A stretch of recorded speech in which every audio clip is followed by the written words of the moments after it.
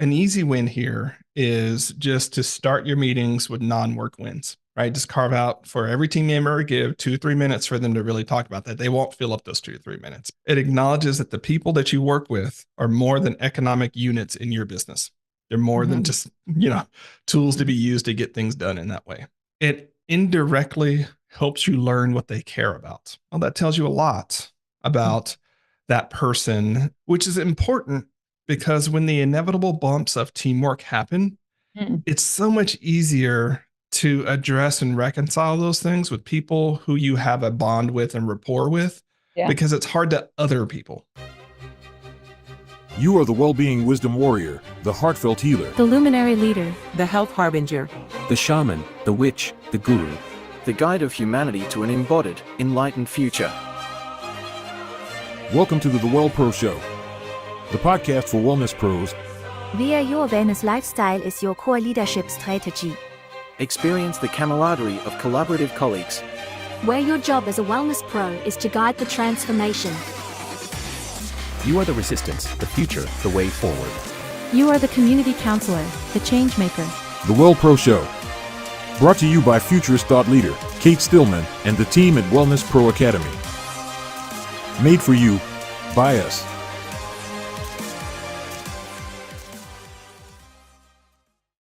Here we go. Here we go. Welcome, everyone. This is Kate Stillman, and I'm here with Charlie Gilkey, who just wrote a book called Team Habits.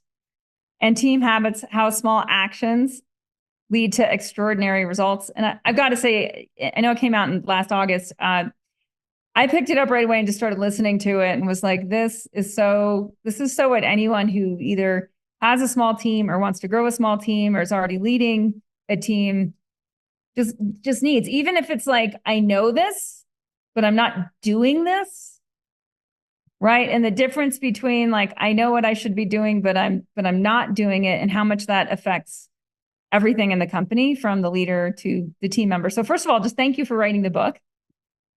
Well, thanks so much. It's been out since August, and I'm in this period to where I get to think about all the things I wish I would have said more clearly or better, or just made it part of the front line. But part of what I did with Team Habits, Kate, is I did want it to be for people who I call accidental managers, which are a lot of entrepreneurs, right? Where like you didn't start to your business, you didn't start your thing to do this, but all of a sudden you've got people, right? And you're not the MBA type that's done all that training. Maybe you haven't had all the leadership development, but here you are, you've got people on your team.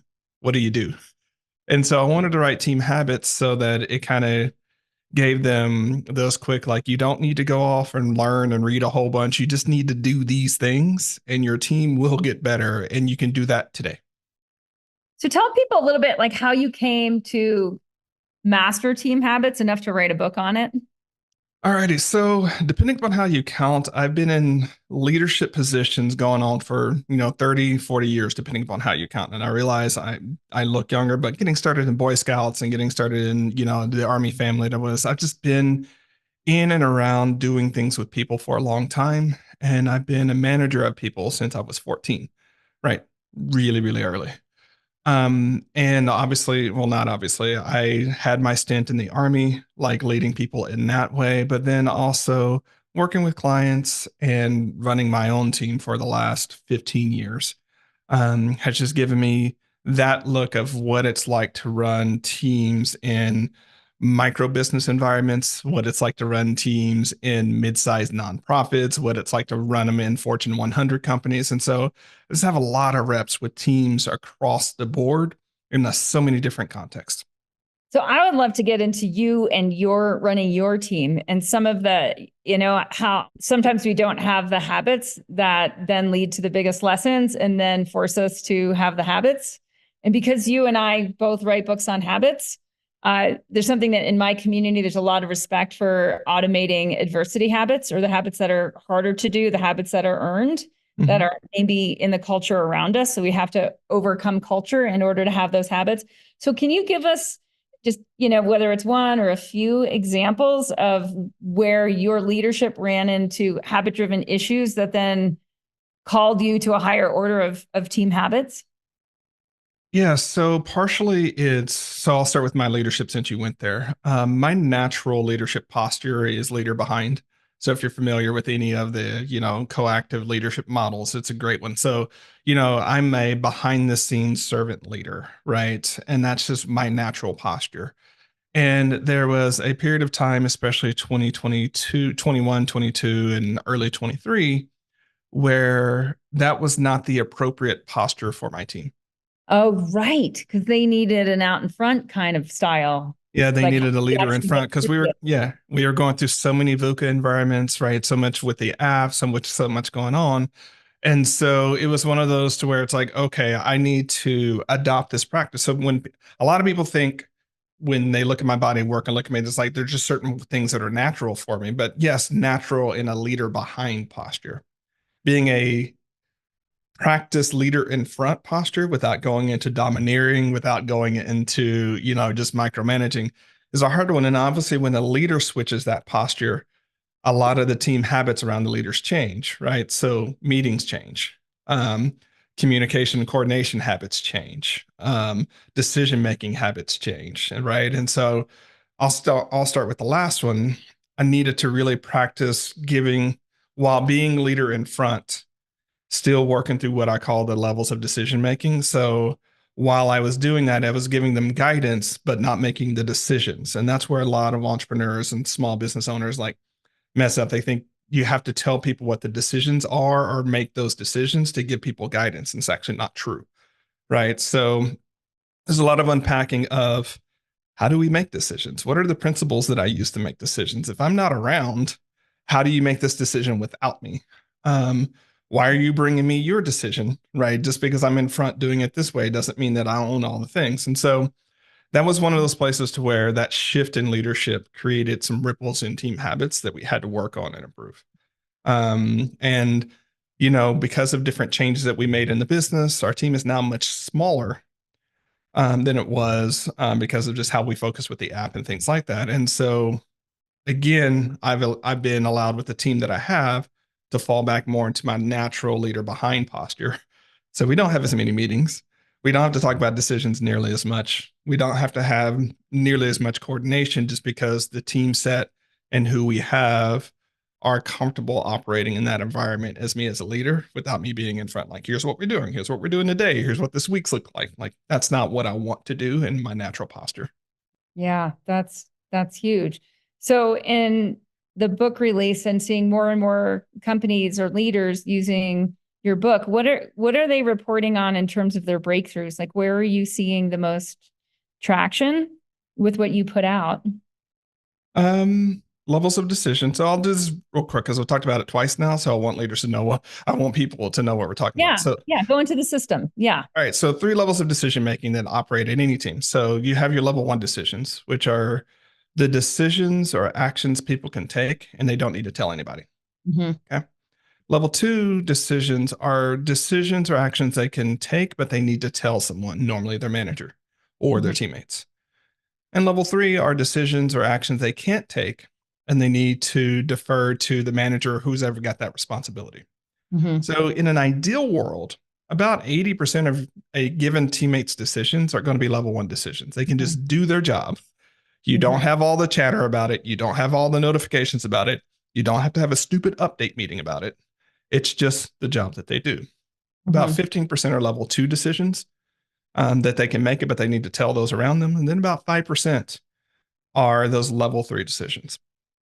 And so, what a lot of the managers and leaders are telling me is that it's been really helpful to get a lot of the noise and chatter and update meetings that are about level 1 and level 2s just gone, right? So that they're able to work with their team and say, here are the types of things I want you to bring me Yeah. because they're mine.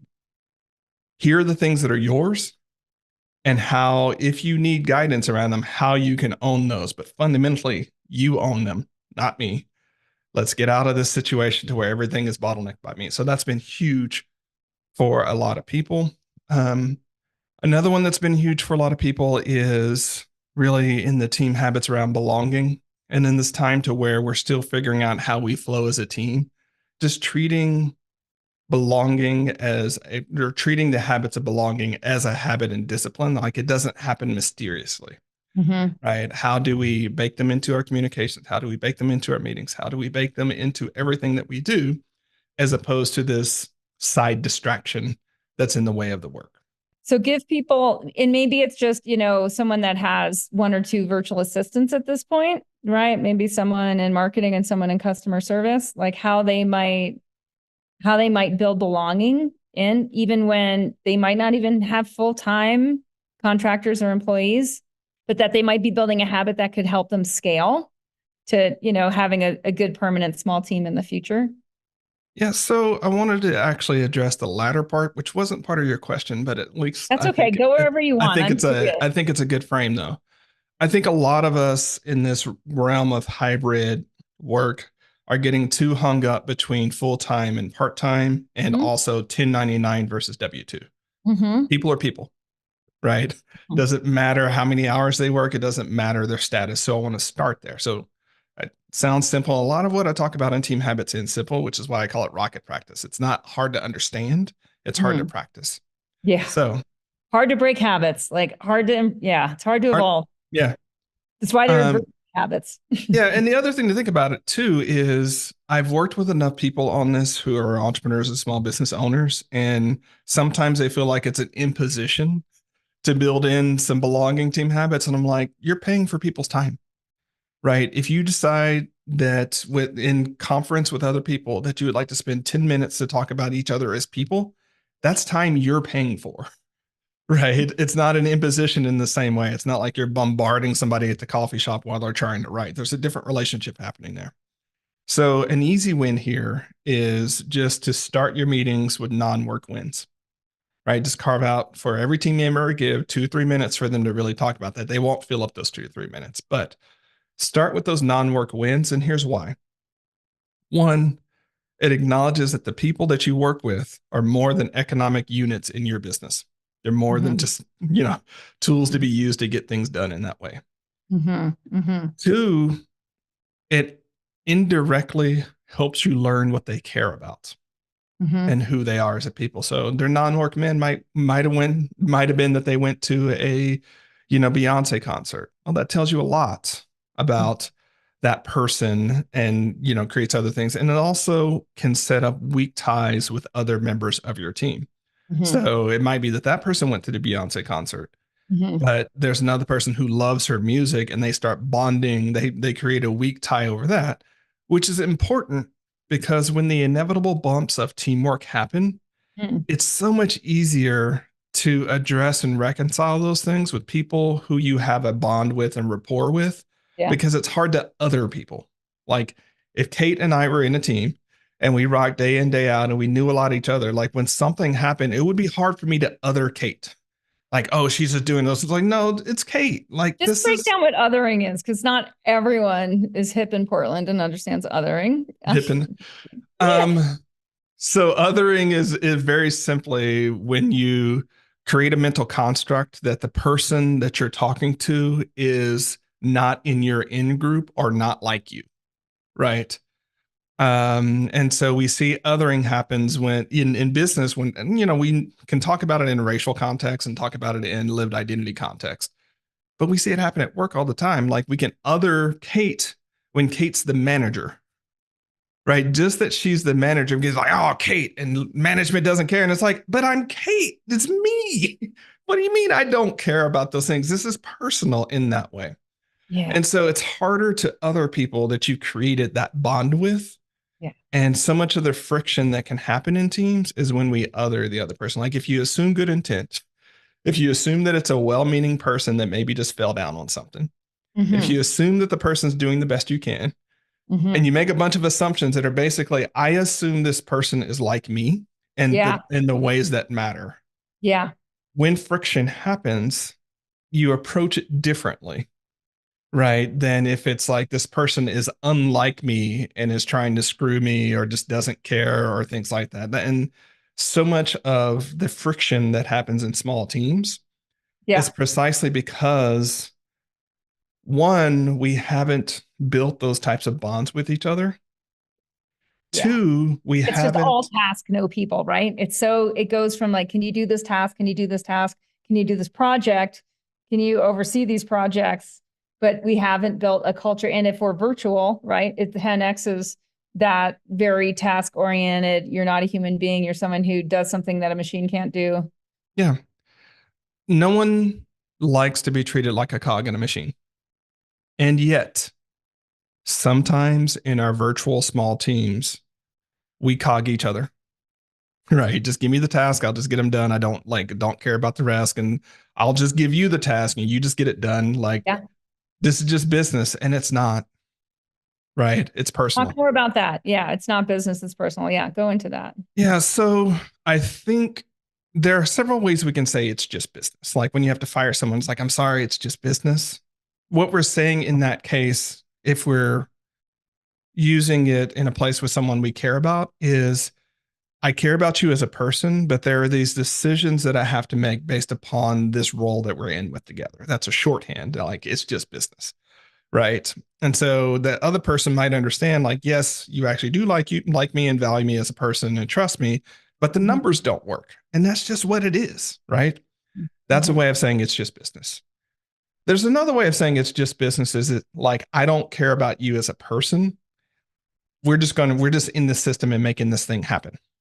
It's that version of it's just business that I want to push back on because it's never just business. Right. That's a veneer that breaks down very, very quickly. Right. It's personal at the same time. Right. There's a human being that you're talking to that has a life outside of this work that you do together that has, I was just telling Kate before we got on this podcast, like I've been without power. I live in Portland right now. I've been without power for 4 days. I'm on a small transfer junction that only affects 80 people. It might be a while before I get power. Is that absolutely critical to know if you're working with me? Maybe not. Is it helpful? And does it create bonds if my team members know that's going on? So maybe I'm not on top of my shit today, or maybe I'm not getting to something. There's like, oh, Charlie, what's going on? It's like, oh, dude's been without power for 4 days. Like, we can give him a break. Or maybe we don't run a deep conversation with him that we don't need to have today. Just as if someone was sick. Maybe you decide that day is not the day to have the hard conversation, right? And it's these types of things that we're not saying, who's this human being in front of me that's fundamentally someone that I probably like, someone who means well, again, that is in the in group with me. How are they doing today and how might we show up together better? And that becomes the baseline that belonging. The reason I start with belonging is one, it's the right thing to do. Like we want to be treated as humans, right? There's the moral case for it, but there's also the functional case for it. It turns out you can't have a high performing team without high belonging. You can have a team that performs without belonging, but you can't have a high performance team without belonging, right? The more you bake that in, the more we get what we want as human beings, which is to be in cooperative, generous relationships with other people. And we get to win together. Like you get both of those. If you only win together and you don't have the other, at a certain point, the team is going to break down because you're going to be looking merely for the next opportunity to win better or to get that outcome that you want. And you'll have no stick in the team, which means turnover, which means gaps in the team, which means a sort of background mercenary way of thinking that none of us really want to be in relationship with other people in.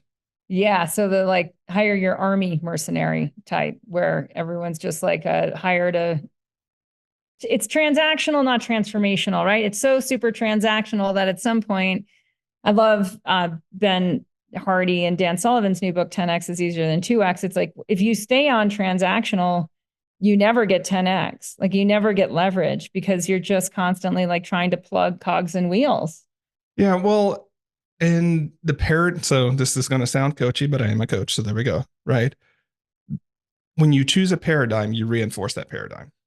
When you choose a mercenary paradigm, you reinforce that paradigm, which means when it's time for your 1099 VA to raise their rates, it's just time. And whether or not your business can handle it, doesn't matter. Like it's just what it is. And sorry about it. Got to move on. Right. Right. if that's the relationship that you choose, don't be surprised when that happens, right? Yeah. If you choose a more partnership relationship where it's like, oh, we can have some fluidity here, we can have some grace, we can build in different things. When it comes time for that inevitable rate change, it might not be that the person just decides not to. It might be that they say, look, right now may not be the best time. I know what's going on in the business. This is coming, but here's some different ways we can work on it. So I can't change my rate yet, but how about I find 2 hours a week of work that maybe I don't do in this period of time that doesn't affect you financially, but still make sure that we're in alignment. Like, it opens the range of imagination and possibility and negotiation. Yeah. Whereas when it's merely transactional, it tends to be very either or. Yeah, totally. And it's like, if we're hearing the like, I love working with you because this is what I'm learning here, or I love working with you because I'm able to step into this new opportunity and grow these skills. It's like we're clearly in that transformational experience. Yeah, we win as employers, and whether that's 1099 or W-2, but we win when we create an environment that people would rather work with us than with other places. And I know that sounds obvious, but are you doing the work such that this is the place where people most want to work and they'll negotiate around that versus, it's $1. Like, I do the task, it's $1 one way or the other. And if you got that, you're always going to be losing to the next slightly better opportunity. Yeah. Well, in our Ayurvedic medicine, it's just kind of an interesting parallel, but like resilience, right? Resilience relies on cohesion cellularly, intracellularly, right? And so this concept of the immune system is the ability of the body to cohese without toxicity. Non-self, no non-self, it's all self, right? And then that's your best defense against any disease. It's automatic defense against any of the immune or autoimmune, right? So you're just getting this cohesion then becomes the storehouse of power, so that can then be used at will, right? I love it. You mentioned my background earlier. My early background in sort of intense leadership is in the Army. And a lot of people wonder about military units, especially high performance. Like, how do they do that? And it's like, well, you have such cohesion, to use your language. You have such cohesion already, and you have high potential performers. Now, they may not at any given time utilize that performance, but you have the context of cohesion and high potential performers. Yeah. You put them in an environment to where they're sort of the things that you have to rise up to, and they do. But without that cohesion, you don't create the environment that high performance, high potential can manifest. And it's one of those things where I'll say, like, for high performance teams, like, belonging is necessary, but it's not sufficient, right? You have to have that potential to grow into, to respond to the moment, to be there, but you don't really utilize that potential well without the belonging there. So it's that same sort of way. Cohesion is what will set that team apart, where they're like, I don't know what the hell we're going to do to solve this problem yet. Yeah. I just know that we're going to figure it out together. Yeah. And we're going to be okay. Like, if your team can say that, good. But if your team's like, ooh, I don't know, like, their first response is to, and this is very subtle, but if your team's first response is to run away from each other, to each figure out individually how they're going to do that piece. Yeah. For me, that's typically a sign of lower belonging and lower safety in the team.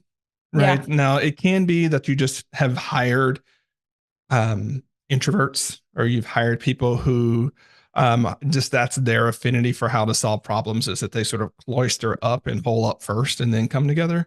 But typically what we see in true high performance team, even with people that have that, is like, you know what, I need to do some hole up time, but let's talk about it first.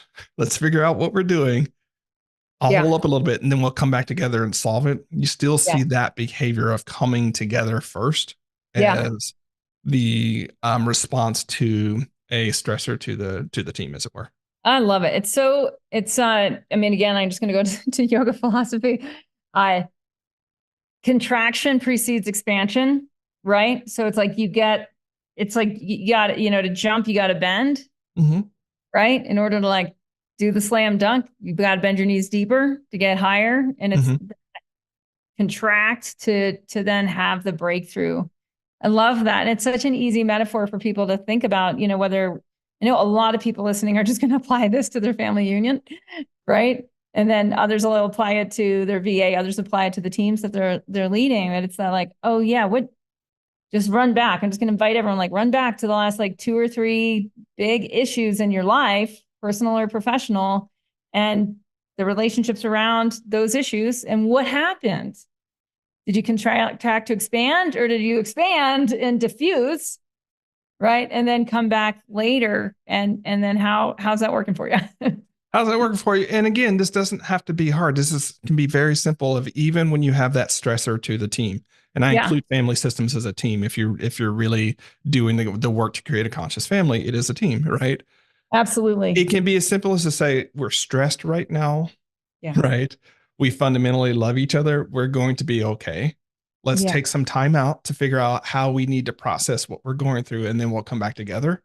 Yeah. Versus just that sort of, that gif of Homer sort of like sliding into the bush, right? Yeah.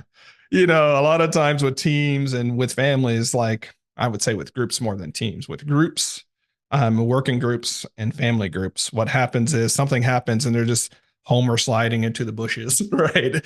And so it's like, how can we not do that to each other? Because that's when we make up stories of distrust and disunion, right? Even if we could just pause that and say, before we slink into the bushes together, Yeah.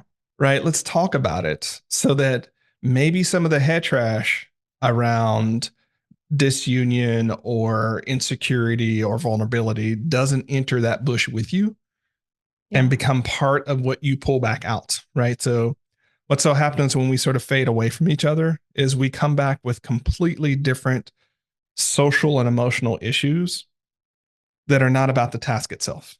We don't say that often, depending upon how personal we've made our business, right? It's very cloaked. But if you've ever been in that team conversation where an issue happened and people sort of slunk away, and then they came back together, and there's just something that's a part of the conversation or part of the film, like you can't figure it out. As well, what's happened is people have disappeared into those bushes, made up a bunch of their own stories, and are coming back and playing out those stories without them telling you about it, because they may not have the psychological safety to do so, or they may not have the context Yeah. to be Awareness. able to say, that thing happened. So I'll give a very practical example of this. Small business, let's say you're a service-based business. Let's say you lose a major client. Everyone on the team kind of knows their part in client service and how that plays. Like, several things can happen, right? And if you have that sort of Homer slink away where everybody disappears, when you come back together, what may have happened is there's some economic vulnerability and insecurity that's happened in the meantime, because a member is thinking, oh crap, we lost that client. I don't know if I have a job now. I don't know if I'm safe now. Right. So I better show up to that next conversation, like with showing my value, or with proving that I need to be on the team, or potentially throwing someone else under the bus. So I make sure I get my hours, and they like, if someone's hours get cut, it's not my hour. Right. Whereas the owner of the business may not be thinking any of that. Right. It might be business as usual. Right. And so you walk into this like, why is this conversation so weird? Right. And so for the owner or team leader scenario, that's where you can say, hey, I know, I just want to give everyone a heads up. We lost that major client. It's disappointing. I'll be doing some thinking about why we lost a client and so on and so forth. But I want you to know, I don't see how this affects anyone's job or hours or anything like that. You don't need to be thinking about that period of time. So as you're thinking about it, be thinking, okay, what could we have done better to maybe retain that client? But don't worry about whether you have a job here. Don't worry about how that's going to affect your pay or anything like that. That's not what's going on here. Even that, said by Slack, Loom, however you say it, can forego and sort of stop a lot of that worrying that could happen. That when you come back can erode unconsciously some of the belonging and safety that you have in your team. Huge. In our Ayurvedic medicine, everything gets digested, right? It's like even the process of detox or the process of assimilation, right? Everything's in the digestion. So it's like the emotional digestion of the team of a major event in the team is what reconvenes that cohesion, that self sense. So we just see these parallels everywhere. Do you have time for one more question? I have plenty of time, so I'm on your schedule right now, Kate. Okay. Well, I'm curious because one of the hardest things for small business owners is this balance of like, I want to grow. I know I need someone who's not here in order to do it. I'm not sure I have the cohesion that can safely navigate this growth, right? Like I'm just kind of hearing the people listening and considering my own issues, past issues, right? Where it's like, oh, should I work? Like I want to work on cohesion, but I also, because a lot of leaders are very growth oriented, very always expanding, maybe beyond current capacity, right? So how does one go through a thinking process, potentially with their team, to assess when will we be ready and how will we do this? I love talking about readiness. Love it, love it, love it. So I don't know if I'm going to have a brief answer to this. No need. Yeah, take your time. This is one of those things that is poorly done alone. Meaning, if the owner or manager or entrepreneur is thinking, I'm not sure if I'm ready, I'm thinking about this, so on and so forth. There's very rarely a good solution that comes to you figuring it out by yourself and without your team, right? You can come up with a solution, but it might not be a good one, right?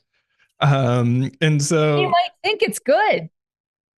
You might think it's good. So, one of the working rules, this actually didn't make Team Habits because I had in mind the book that followed that, but we're talking to leaders and managers here. So, MTOE, make the obvious explicit. Because when you make the obvious explicit, you realize it wasn't so obvious, right? So first off, in your team context, talk about what growth actually means. What does that mean?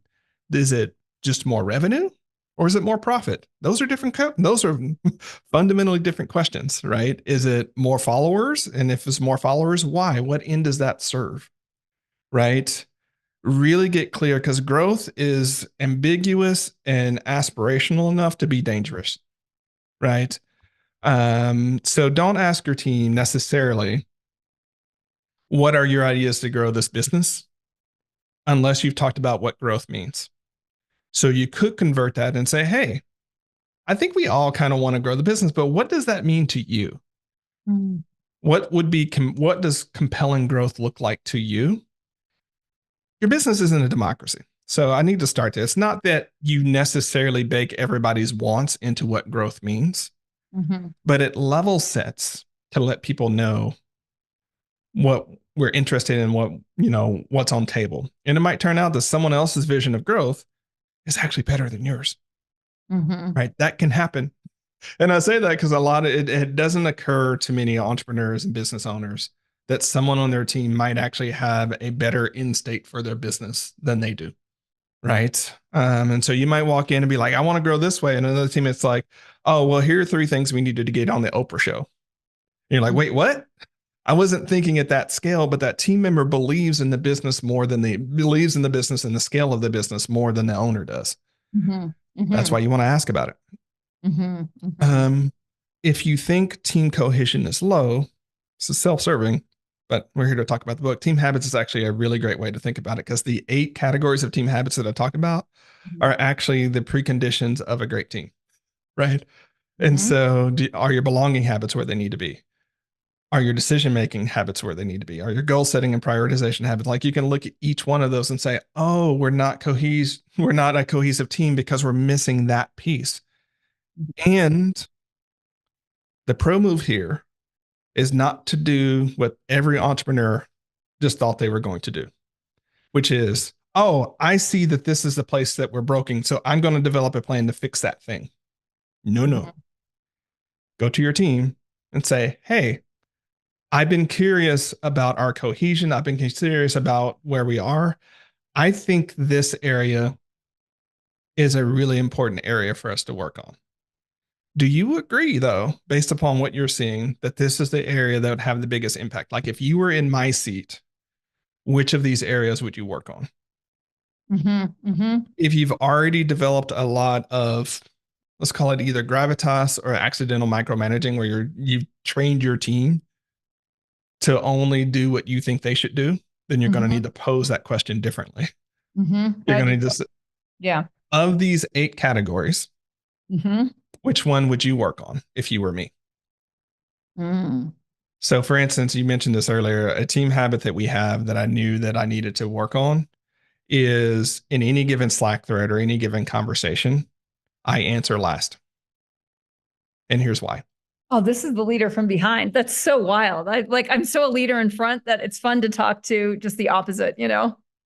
If I say, here's what I think, every other person who thinks differently than that has to apply that much more courage and social overhead to say what they think differently. Yeah. It primes and it creates the default for the team to do, right? Even if I don't want it to be the default. So is that like in Patrick Lencioni's five, what is it? 5 dysfunctions of a team. Is that fear of conflict? You can, sometimes it's fear of conflict. Sometimes it's fear of doing harder work for no good reason. Like if you know that the leader says, hey, what do you think we should do? I think we should do this. What do you think? Like Charlie's going to make the decision anyways because he's the boss. And if that's what he thinks, like, why exert the effort? Why exert the effort? Like I can just not. So then you never know what they're thinking. So you don't actually access their intelligence. Yeah, you never actually get into that, right? And so that's where someone like if on the team says, hey, I think we should do X, Y, and Z. Like there are a few rules. I actually have this written in our team workways and habits. I was like, in any context in which I am part of the group that's being referenced, understand that I'm going to answer last. If you really want me to answer it, say at Charlie. But know that if you say at Charlie, it's unlikely that other people are going to answer that question. So be careful about what you're really asking for, because if you really want me to answer it, don't fool around with everybody else. Just ask me, and maybe Steve will jump in. It's like Steve on our team is the one person that will jump in ahead of me and be like, nope, here's what's going on. Everyone else, especially when we had a larger team, would be like, I'm out. Right. And so when I ask questions about things for the team, a lot of times I won't tell them which way I'm going or which way I'm thinking. Like, hey, I'm wondering if we should do this or that or this. Right. Based upon what you're looking at and what you see, which way would you go and why? Right. And the and why is the important part. And so that this is one of those things where I had to train a team that was used to a leader in front or leaders telling them, here's what I think we should do. Yes or no. People are going to say yes. Right. To get used to me asking an open-ended question. And their response was not, if they get around to it, like if I say, hey, Kate, or if I mention a group that you're a part of, I've deliberately done that. Right. I deliberately want Kate to answer this question. Right. And it's not like Kate can hide behind everybody else in the first answers because I'm getting a consensus. Our planning cycles for major issues are at least 2 weeks. Right. And it typically looks like I'll ask an open question. I'll see where people are sort of shaking out and I'll say, and then we'll have a conversation about it. It's like, hey, it's looking like this. Let's discuss it. Let's give some room for the social processors and people who need to do it that way to talk about it. We'll kind of come to a general consensus. And then like, it'll be another week where it's like, go and think about the implications and the things we might not have thought about on this meeting. And then after that, we might make that decision. Because it turns out for many of the strategic and operational issues of our business, those are not best done on the fly. Right. And people might need 2 or 3 days to be like, oh, well, crap, if we do that, what about these, that, and that, and that, and that? And did we think about those things? And then we can come back and actually come up with a for real plan and not just do the thing that plenty of entrepreneurs do that I've done in the past myself. Is just like, here's the decision, jumping off, then you jump into the deep end and then realize how many sharks and snags and hooks are in that end. Yeah. For That sure. if you would have just asked someone on the team, they could have said like, "Oh, there's a shark there," and "Oh, and either of that, there's this big ass dragon, right? That's there," and you're like, "Why am I drowning? And this is so hard." Well, your choice. That's the way you decided that you knew best and you knew all the things Mm, when you made that choice. mm. So now And you're maybe I frustrated. just want to intersect in there because sometimes it's not even a decision. It's just like othering. It's just like so unconscious of like this. I'm just doing this because I'm used to working alone. And now I have some people helping me, but I'm so used to calling the shots, and calling the shots got me here. So this is just the next thing we're doing. I don't even realize what I'm doing. Yeah, I call that the bootstrapper mindset, right? And so many owners are in, and it's like for Yes. so many owners, there's no gap between problem and them solving it. Yeah, totally. There's like no gap there. And so they don't even think, oh, wait a second. I can ask people. So that's where, for my tools, I say who, not how, right? Who are you bringing in to solve that how, or solve how problems with who solutions, Mhm. right? Because especially as you're hiring, if you're really talking about you're an accidental manager, this is your first hire, what you're actually practicing is not doing all the things, Mhm. right? And so many entrepreneurs and owners, their first few hires, it's so rough because you are figuring out what the jobs of your business are Mhm. that are And not just systems, you running right? around doing all the Often, things. and the systems, because often the systems in your head are on a bunch of Yeah. random. Yeah. I mean, you might be able to swim through 72 different apps that you've learned over the last 6 years. Yeah. I promise you that new teammate Yeah. is not going to be able to swim through those 72 apps and remember that 6 years ago you wrote this one piece there, and that's the source of reference for that thing. But for this thing that's quite like that, there's this other completely different thing that seems like the same thing, but you got to look there. They're not going to be able to do that. Right. Mhm. Right. And so one of the things that so many owners will end up talking to me about is like, man, just I would hire someone to answer your question, but it just takes so long. Like people take forever to do something. It just seems like by the time I go through all this work of building the cohesion and building the systems and building all this, like I could just do it myself Yeah. and not have to deal with people. Yeah. And I hear that. Trust me, I own my own small business. There have been plenty of times where I've had that same thought. But you have to remember what you are committing to with that is you're doing that task or function forever. Forever. Right. So, yes, it might take you 30 minutes to offload that one task to someone. But if it's a weekly task that takes 30 minutes to get done, I don't have a calculator in front of me, but you see where this is going to go. By not doing that, you have committed to one of two things: figuring out how to eliminate that task from your business, maybe one of three things. Figuring out how to eliminate that task from the business. Two, doing that task yourself. Or three, having that task not done and the implications of that task not being done remaining ever present.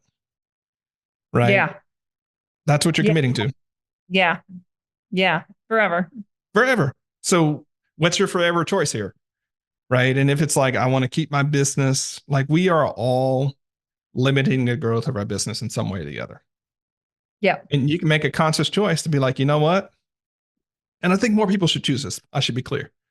I think many more people should give themselves the space to say, do I really just want this to be a one person show? Yeah. I mean, and I just want to recommend Paul Jarvis's book, Company of One, for that. Company One's great for that, right? Essentialism is another great one from it. But, the thing about it is what if you just gave yourself the permission to be like, you know what? This is a one person show. Yeah. I may not be able to scale this wild crazy. That's okay. Yeah. Right. But when I wake up in the morning, the types of problems I want to solve are X, Y, and Z. Like the type of problem you're going to solve as a solopreneur are forever going to be your ideas outrunning your capacity. Yeah. You don't have a solution for that. So you're going to have to make peace with that at the daily and weekly level. There's just a lot you're not going to do. Yeah. And I just want to make a plant a flag for, because I come from an enlightenment path. Like that was really my journey into entrepreneurship, right? It was like yoga, Ayurveda, and enlightenment studies. and then noticed that I could translate deep teachings very practically into habits that transform people's lives. Mhm. Well, I just want to make a stake for the personal growth journey of leadership, like the personal growth journey of teamwork and management. Because for me, it's the hardest. It is absolutely the hardest. Like for me to be an innovative solopreneur, company one, easy, right? Easy to make a good living, easy to have great investments, easy to blah, blah, blah, blah, blah. But this path of like the expansion, contraction, contraction, expansion, cohesion of a team, of how we work together, of systems, of apps and technology, of a VUCA world that's getting even more VUCA with AI and even more VUCA with globalism and everything. It's like this path keeps me growing. It's guaranteed growth forever. And I think if we, it's like part of the reason people do yoga in the beginning is because they want to become more flexible, or they want to look different, or they want to feel different, right? And then they have some breakthroughs, and then they wake up to like, oh wait, there's a whole other thing going on here. There's a whole other level of consciousness going on here. There's a whole other level of connection, of being deeply at ease and at peace and myself. And then there's a whole other dimension beyond that, right? Of self as creator. And I have a sense that if more entrepreneurs like myself can like reframe part of their why, and this brings, I love this from the, like 20 some years ago, the Worldwide Association of Action Learning, which like later became Liberating Structures. They looked at a goal, a team to a goal, and they're like 50% is the value of getting to the goal, 50% is the team learning onto the goal, right? And there's that, well, what if half the reason I'm in for this company is just to see what I can do with more capacity? And if a team is my integration with capacity around whether it's innovation or whatever it is the service that I'm providing is, like, how does that change how I show up to work? I love that. I had a dual path into this because my academic training is in philosophy. So let's just call that in the wisdom traditions, Yeah. close enough to what you're doing. And Yeah. so I had that at the same time that I had army stuff, right? Mhm. And I love that reframing of it. I mean, look, um, when you work with people, here's what's really going on. You have a set of evolving beings working in an evolving business in an evolving marketplace. You are never going to step into the same team river twice, right? Yeah. Every occasion that you have with a teammate is going to be unique because 2 months later, there's a different set of contexts, right? There's a different set of environmental factors. And so it truly is that infinite game that, well, for some, it can be an infinite game that you play to play because there's no real winning, right? What Yeah. does it really mean to like, I mean, you have the finite games of the outcomes that you have in your business, right? Yeah. Certain goals, revenue, profit, scale, whatever, right? You have all those different types of things. But there are many people who have mastered the game of leadership along the lines of the infinite game. But I'm playing this to play, right? And for my journey, it is worth playing, even when it's hard, maybe especially when it's hard, right? And Mm. there is qualitatively a different experience between waking up and thinking, wow, my actions today affect 6 families, Yeah. right? How do I do this with poise and grace and focus and in collaboration with other people, Yeah. right? How do I not then make me feel like I've got a hero complex, like I've got to win the day for these, another family? No, no, no, no. What also didn't go in the book, again, you're going to have to pull me off the stage because we're on your time here, is the 3 dimensions of leadership, or excuse me, 3 dimensions of power. So I'll give everyone listening the cheat code about this, about one thing. Team Habits is actually a book about power. Mm. And I realized that very early in writing it, but I was like, oh shit, I don't want to write a book about power because it goes into certain lanes and certain ways of going there. But fundamentally, it's about how we distribute power, Mm-hmm. how we transfer power, how we own that power. So 3 dimensions of power. This is sort of the foundations underneath the book. So we typically talk about 2 dimensions in business every day, and which is where so much of the conflict and othering happens actually. Right. So we talk about personal power, which is power 2. That's what Kate and Charlie can do because of their know-how and expertise, experiences, and so forth. We can just go do things, right? Personal power, power 2. On the other end of the spectrum is institutional power. This is what Charlie and Kate can do because of their role within the organization. We have power over people or budgets or projects or stuff, whatever it is. We have some sort of power over something, right? So Kate's the manager. Kate manages Charlie. Kate has institutional power over Charlie. It's power over. She can tell me what to do. She can so on and so forth, right? Yeah. So much of the friction and gunk that happens in business is because we are stuck in those 2 frames. And we're missing what I think is the real unlock, which is interpersonal power. This is power with. This is power that Kate and Charlie have together that neither have separately. But we don't have it because of institutional power. We don't need it to get things done. If we see our meetings are broken, if Kate and Charlie, and when I say team, I mean the 4 to 8 people that you spend 80% of your time working with. And I'm using Kate and Charlie very specifically because it's important to personalize this. If Kate and Charlie are having a team meeting, let's say it's Kate, Charlie, and Taylor and Henry, and Kate and Charlie leave that meeting and we're like, that meeting sucked. And in fact, the last 6 of that kind of meeting sucked. Well, turns out Kate and Charlie can say, hey, let's not do that again. Let's see if Henry and Taylor feel the same way. And then we go talk to Henry and Taylor like, yeah, it sucked. Like, let's stop doing that. Cool. We all agree that it sucks. Notice I have not invoked a manager. I have not invoked, but I can't, as an individual, Charlie as an individual with his own personal power, can't be like, the meeting has changed. Right? Because of team inertia and habits. Like, that's the way we do the meeting. It might suck, but that's how we do it. But the minute we as a team illuminate the absurdity of the shit that we don't want to do, we can come together and solve it. So I can go to Kate and be like, hey, we all agree that this sucks. Like, what about it did not work for us? And it's like, oh, well, we planned for it to be an hour. They always run 85 minutes. So we have 2 options here. We either make the meetings 90 minutes and hope that they stay under, or we find the fat in the meeting and cut it out. All right, what's the fat? Like, remember that 45 minutes of updates we did? Can we just not do that? Let's try that. So we can come up with these co-creative solutions together using interpersonal power. And, oh, by the way, when did we all raise our hand and say, okay, it is the manager's job to be the facilitator of every team meeting? That's just a team habit we have collectively. It's an organizational habit.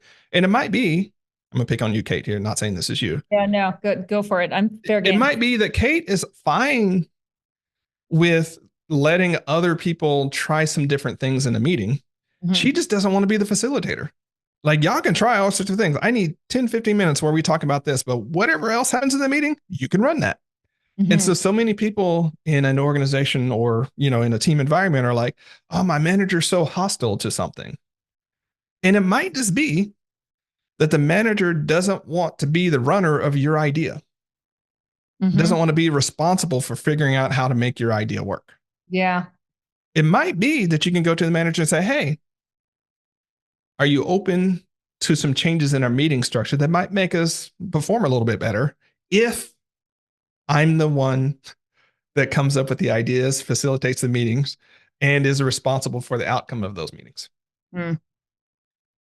I think there are a lot more managers be like, okay, try it. I'm willing to play this, because you didn't add work to her plate. Yeah. You didn't say, I want a change that you were responsible for making. Yeah, I'll never forget when Ramit Sethi, I don't know, it was like a decade or so ago, came out with how to ask for a raise. And he's like, find solutions to problems that your company currently has. So let's start there and proactively outline and deliver like a presentation on that. It's like, it's not rocket science. Like in that I'm loving this co-creative power with this sense of it's not that hard. And I mean, I kind of hate to have this question, but I feel like I have to.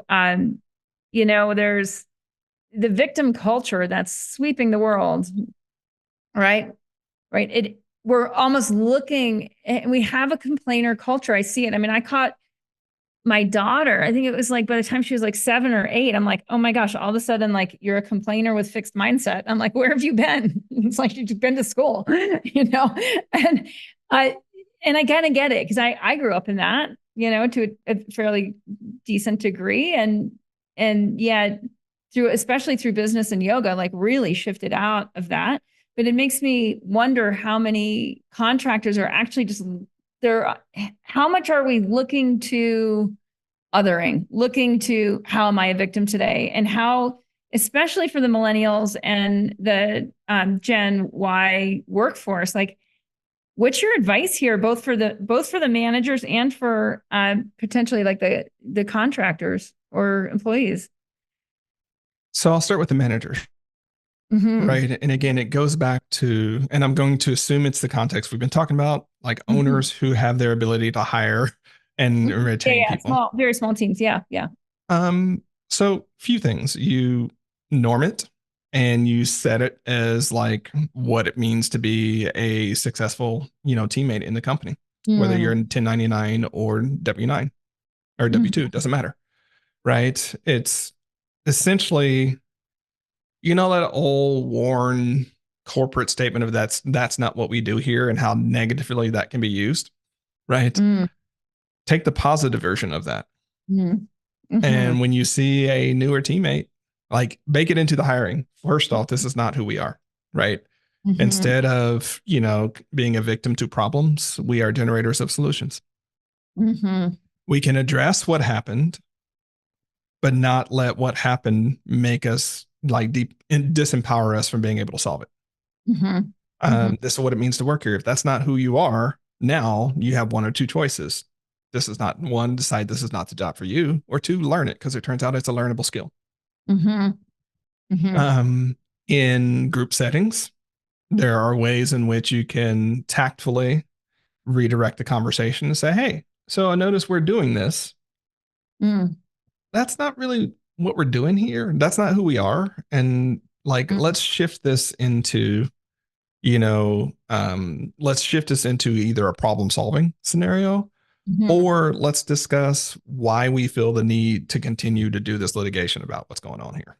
Like, who's this serving and why? Or you could do it privately. Hey, I noticed this pattern. Yeah. If it's a W-2 where you have more behavioral control, you can say, like, this is our culture in the way that you need to shift.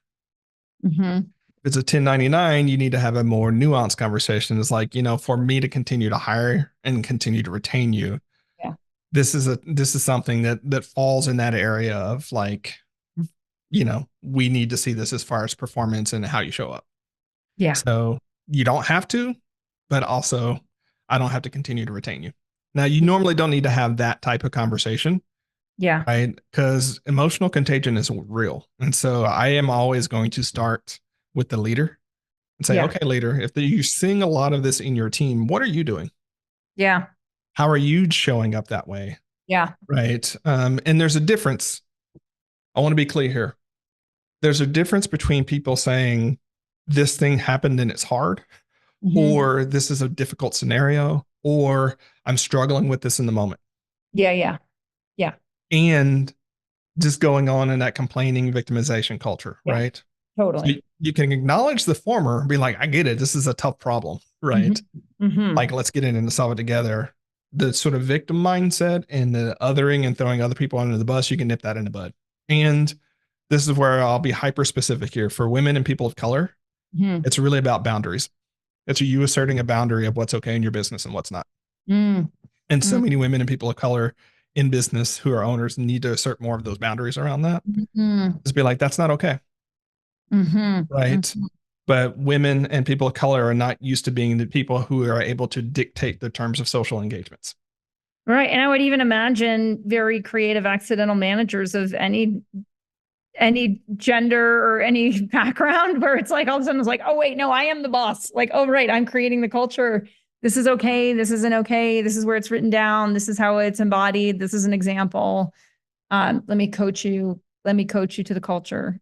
Yeah, coach you to the culture and also be the culture you want your teams to have.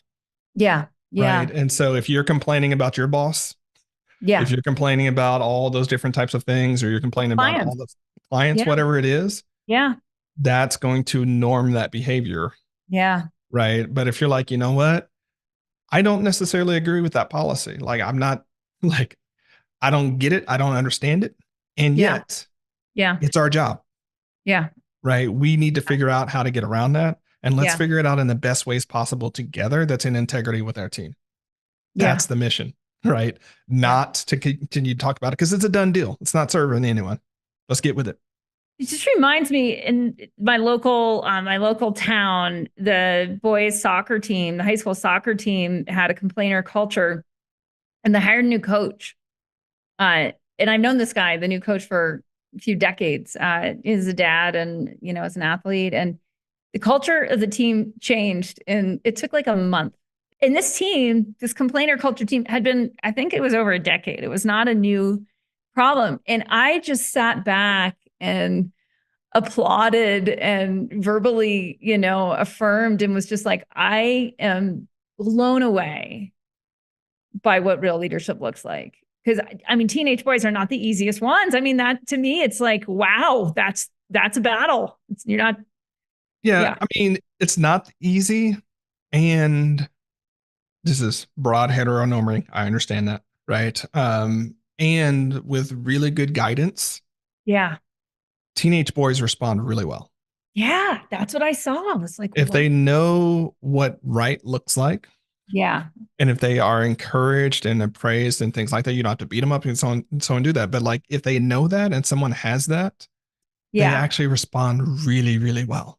Right. And so I think most people do. And I think the difference is not in the guidance, it's how we have trained people to hear different messages. Right. And so I grew up, dad is an army sergeant, and I grew up in a military family, right? So there wasn't a whole lot. There wasn't, for me, it never felt like maliciousness and it never felt like mean. Yeah. But if I did something wrong, dad would be like, fix it, make it right, get after it. Like those were just languages. And he didn't have to coax it. He didn't have to make it soft because it was just, there was a standard. I did not meet the standard. If I met the standard, he wouldn't say that. Yeah. Right. Yeah. Now, there are other folks that need to hear that more gently. Right. Yeah. They need to hear like, hey, this wasn't quite what I was looking for. Maybe give it another shot. Like, here's where we're going. And still, though, that's difference in tact and delivery. That is not difference in expectations. I think so many people get caught up into thinking they can't have high expectations and be compassionate at the same time. It's freaking false. And it's killing a lot of teams.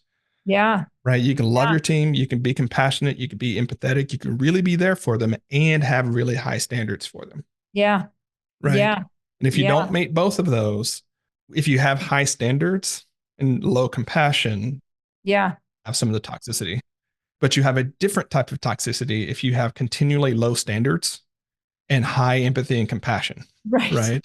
Oh gosh. I've seen plenty of that in the I've seen plenty of that. And so you can mate those two together. And so I don't know what specifically your coach did, but I would imagine in the first few days, there was a talk that went something along these lines. This is who we are now. And none of us want to be this way. Are you happy with what we're getting here? I'm not, and I'm not going to maintain it. It's going to take some moments. We're going to have to break this. I'm going to have to interrupt this, but this is where we're going. You want to be a part of this team? Here's what it means. And then day after day after day, when the teenage boys started that, it's like, you over there, run, right? Whatever his punishment was, or whatever that was, just stop it, right? To make that norm, both the old norm, both more painful and to make the new norm more pleasant and joyful. Yeah. right? That's some measure. I'm sure if we interviewed him, that's some version of what he did. Yeah, Not technically how absolutely. he did that, I'm not sure, but that was the mechanics Yeah. there. Yeah. And then it's and how the belonging then shifts to the aspirational and the potential and then the cohesion's even, it doesn't have that undigested Mhm. bullshit in it, you know? Yeah. It's And so we can use that same sort of thing in a team. So notice that second step though, right? When I said, here's where we are, yeah. I didn't immediately go to here's where we're going. There's an in between step. Do you want to stay here? Is this Do who you want to you be? want to stay here? Yeah, yeah, yeah, yeah. In the book, I talk about broken printers. Do Mm. we want this broken printer to Yeah, yeah, yeah. continually mess up our day? I love the broken printer. That was really helpful because my printer was actually broken. Look, it's a quick story. Everybody is, and I use this as a metaphor. In every business I've consulted with or worked at, there's always a broken printer somewhere that people know about and tolerate, and that messes up their life that nobody changes. Yeah. It's always a broken printer, right? And then I extrapolate to it doesn't have to necessarily be a broken printer. It could be that teammates' random way of slack threading. Yeah. Right. That could be something where you're like, now I can't find the thing because Charlie didn't thread. It's in this whole completely different thing and it's not tied to the other one. It's incoherent. Yeah. But the thing about most of what we're talking about here is step number one is really to acknowledge that the thing is there and you don't like it. Yeah. Because it acknowledges that it's changeable. Like there are some printers that have been along so long that they have employee numbers. It's like a joke, like employee number 3, right, is acting up again. And you got thousands of employees and employee 3 is still there, not doing their job. Right. Yeah. Yeah. And the funny thing about that is it's a $500 decision. Yeah. That someone can do in 30 minutes. It's not an insurmountable problem. Right. Um, Right. And it's the naming of it. I mean, this is where that we're here, right? Broken printer here. Yep. Right. Do we want to keep having the broken printer problem?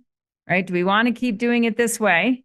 And I think there's this curiosity in that, right? It's like said with enough empowerment in what you were saying with power with that like, we do get to choose, but then I won't be your coach, right? Because I don't do this, right? But like you do get to choose what kind of team you want to be. Yeah. And if you choose. Thanks for breaking that down because the A to B, it's really easy just to make that jump. And I know that's why you paused it because it's like you said it, I heard it, but my brain didn't center on the like, oh, wait, no, that's the broken printer you have. That's the broken printer because then something else happens with buy-in and self-empowerment that'll never happen with like, we're here. We want to be here. This is what you got to do to get there. Right. Because that middle step acknowledges the important thing about team habits is we are actively choosing to do this together. Yeah. We can choose not to. Yeah. Yeah. Right. Yeah. So we don't get to be victims of our choices in that same sort of way. Like, oh, we can't change. No, actually we can. We can each, in that case of this very concrete sort of thing, with the soccer coach, we can each say when we get on the field, we don't complain. I don't give a crap what you do at home or everywhere else, but here, right, we don't complain. We can grunt, we can whine, we can moan, right? But we just don't show up and do that. Not here. And there are so many coaches and good teachers that I've had some version, teachers and leaders. It's like, that's not what we do here. You know, wherever else that's okay and acceptable, whatever.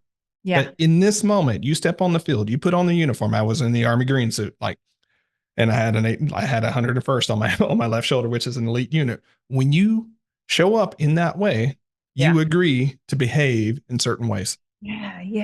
What if we did that in our business? But again, it's not the owner or the manager that has to unilaterally decide that. Right. It's cultural at that point. It's culture. Right? You can go, how do you want to be? How does Charlie want to be? How does Kate want to be? Like what gets Kate on the bus every day to get here? Let's bake that in. And so that level, I think, is the piece. And when your team falls down and when you fall down, that's where the other members of the team can say, hey, it seems like we're doing the thing that we don't want to do. What happened? Oh, we were human. We were in some other context where that was okay. And we just we had context collapse and we made that happen here, but it's not okay. I'm sorry. Right. And this is where, again, going back to military cultures, which can seem very harsh to people outside of it. Right. But that's where you can look at a buddy who you've been in the ranks with, that you've been like a battle buddy with, that you go on and you be like, look, Charlie, you're slipping on that. Like, get right. Like, Yeah. you like whatever you're doing, fix it. Because Yeah. it is not, that's not who you are and where you want to be and who we are together. Yeah. Right. So, And that's like family. I mean, it's like in my family, you know, we had to kind of decide how to apologize because some people were stronger and some people were avoidant on that. And it is that. And it's that like, hey, no, this is how we do it here. Like this is what we decided works better for everybody in the long run. yeah. And I love that. I love that, like just bringing that in to team of like, this is what we all decided we want. Yeah. And this is also remembering going back. So the other sneaky thing that I can say now about the 3 dimensions of power, managers and owners can choose interpersonal power, which means they can reinforce that, or they can continually choose institutional power and reinforce that. So when you decide this is unilaterally the way things are going to be, is my way or the highway, don't be frustrated 2 days later when someone brings a problem to you that they could solve on their own, but they're not sure how to solve it, right? Because they have another precedent in which it was your way or no way at all. So they better get your way right. Yeah. Yeah. Right. Don't be frustrated when they don't solve problems that could be theirs.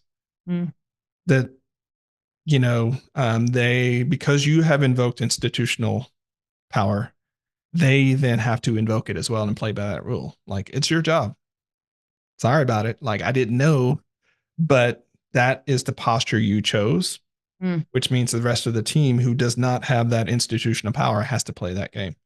What this allows you, if you can be a little bit vulnerable, is you can say a few things like, I don't know, or I'm sorry, I screwed that up. Yeah. Yeah. Because you're a teammate too. Yeah. Right. Yeah. Or I'm not sure that that's my problem yet. Yeah. Yeah. Right. Or I'm over capacity and can't take that on. Right. It gives you the ability to be in the team. Yeah. When it makes the most sense for the most context. And then the art of leadership and management is knowing when this is actually a case where institutional power is the appropriate sort of way of doing that. Right. That, and sort of taking those situations and making those team situations can be problematic of its own. Right. Yeah. So it allows you for most of the time, you don't have to, you know, I had another sort of Army thing. I had a very junior captain that took over my unit where my commander was relieved. I was a lieutenant at the time. And she only used institutional power. I didn't have that language then. Right. But the troops had to do what she said because she was their commander. And I told her at the time I was 24. She was 25, 26, so not much older than I was. And I was like, ma'am, like, look, here's the thing. They're only going to go as far as they have to. If that's what you keep, if that's your way of being with them, they're going to do what you order them to do and no more. Yeah. Mercenary. We're back in mercenary. Right. There are different ways you can do that. And also we were a guard unit, so that's a whole different matter. Right. And so again, think about, that's one of the things I want listeners on this one. Think about in those scenarios to where you have chosen, where you might be able to choose personal power or institutional power. What might be the interpersonal team solution that gets you there? And what if you didn't have to be the person to own the full burden of seeing that through? Yeah. And what if that's repeatable, right? Like that's yeah, I love it. Well, Charlie, this has been amazing. I just want to remind everyone of your book, Team Habits, How Small Actions Lead to Extraordinary Results. I would love to interview you again at some point in the future about bigger teams that are shrinking to smaller, leaner teams, because it sounds like you have some great personal experience in that. So if you're interested in that, I am interested in it, and that's going to be a macro trend we're going to see over the next 2 or 3 years. We're already seeing it. We're already seeing it. We're all going, like, we're all thinking about it and trying to figure some of it out. Yeah, teams are going to get smaller. Yeah. It's a near inevitability. So yeah, let's talk about it. Awesome. Are you a podcast listener ready to guide your wellness business to more profit? We have an exclusive offer just for you. Introducing our Unique Abilities Profit Consultation. Sign up today at wellnesspro.academy/unique. Don't miss this opportunity to unlock your profit potential. During this personalized consultation, your expert coach will guide you to discover just how much money you're leaving on the table from an outdated business model.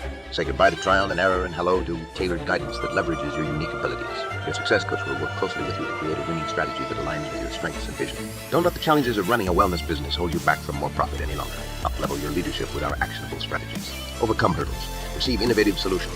Take that crucial step towards building the profitable wellness business you deserve. Schedule your free Unique Abilities Profit Consultation today. But hurry, this exclusive offer is only free for our valued podcast listeners. Don't wait. Unleash your unique abilities and unlock your true profit potential. It's time to make your mark in the world of wellness. Sign up today at wellnesspro.academy/unique. Namaste and have a great day.